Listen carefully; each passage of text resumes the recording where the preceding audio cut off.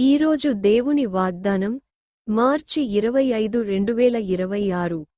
మీరు ఈ లోక మర్యాదను అనుసరింపక ఉత్తమమును అనుకూలమును సంపూర్ణమునై యున్న దేవుని చిత్తమేదో పరీక్షించి తెలిసికొనునట్లు మీ మనస్సు మారి నూతనమగుట వలన రూపాంతరము పొందుడి.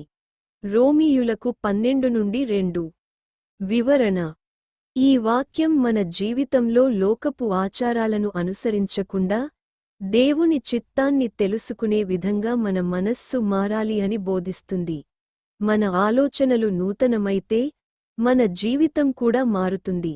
అప్పుడు దేవునికి ఇష్టమైన సంపూర్ణమైన మార్గంలో నడవగలుగుతాము. ప్రార్థన: ప్రియమైన తండ్రి, నా మనస్సును నూతనపరచుము. లోకమును అనుసరించకుండా నీ చిత్తమును తెలుసుకొని దానిలో నడిచే జ్ఞానమును నాకిచ్చుము.